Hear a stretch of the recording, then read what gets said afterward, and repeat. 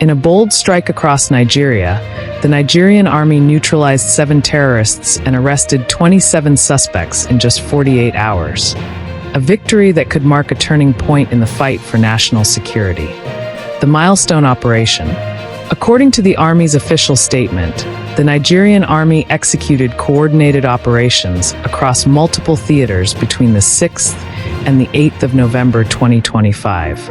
In the Northeast, especially Borno State, Northwest and North Central, troops succeeded in killing 7 confirmed terrorists, arresting 27 suspects linked to terror logistics, reconnaissance, and collaboration networks, recovering arms, ammunition, and stolen crude oil from illegal sites and terror hideouts. In Borno State specifically, troops of Operation Haddon Ki Cordon Search in Anguwan Church, Manguno arrested 12 collaborators servicing logistics and intelligence for ISWAP/Jamaatul al-Sunnah Lidawati wal Jihad (JS) fighters. An ambush along the Gwoza-Limankara axis resulted in 3 terrorists killed, 1 AK-47 rifle recovered. In other regions, in Kaduna State, Northwest, troops of Operation Enduring Peace raided a terrorist hideout in Kauru LGA, killing 2 insurgents responsible for recent attacks on rural communities.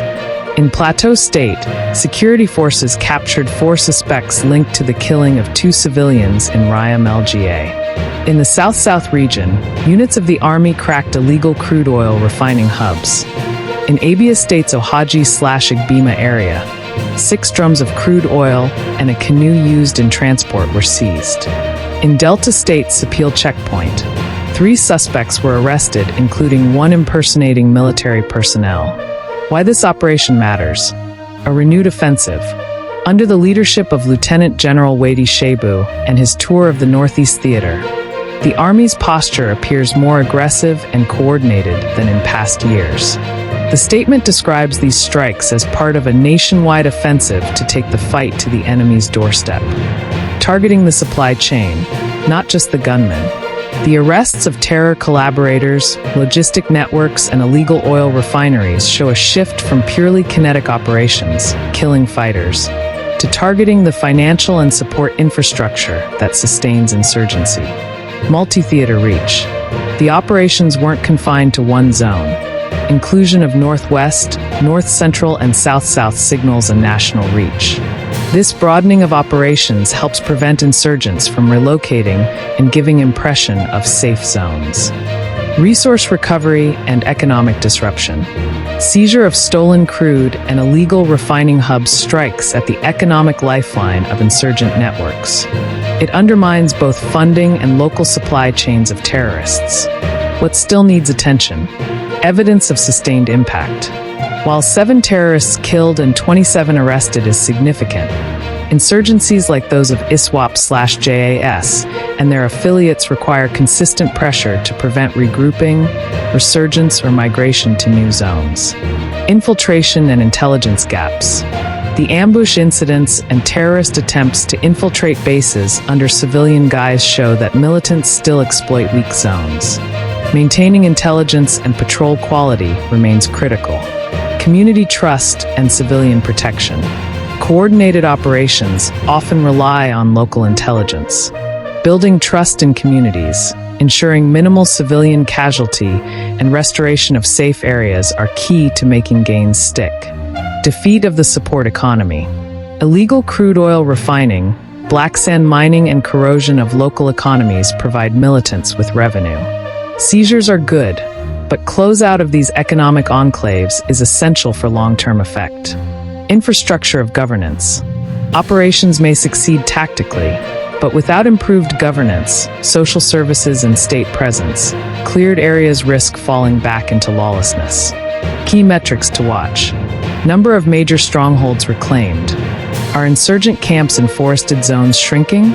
Arrests of facilitators and financiers. Increase in suspect arrests beyond foot soldiers signals deeper disruption. Illegal crude and refining hubs dismantled. How frequently are these sites being uncovered and closed? Reduction in major attacks, kidnappings. Are large-scale raids and mass kidnappings dropping? Community rehabilitation and return of displaced persons. Are displaced civilians returning to cleared towns? Implications for Nigeria's security and stability. Boost to morale. For indigenous troops and citizens alike, visible gains rebuild faith in the security architecture. Signal to terrorists that the state is not passive. It can and will strike, reach, and hold. Protection of economic lifelines. Insurgency thrives on chaos. Successful operations protect agriculture, trade, and social services. Foundation for governance.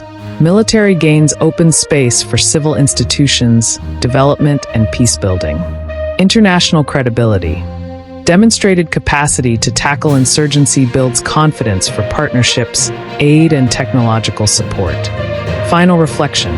The latest victories of the Nigerian Army are more than just numbers on a press release. They mark a strategic inflection point, an indication that the fight against insurgency in Nigeria might be evolving from reactive defense to proactive offense. Yet, the path ahead remains tough. The enemies adapt. The terrain is complex. The support networks are deeply embedded. But if the momentum is maintained and operations are paired with governance and economic revival, then the 48-hour triumph may turn into a wider paradigm shift for Nigeria's security architecture. For Nigerians, success here means fewer attacks, more safe communities, renewed hope.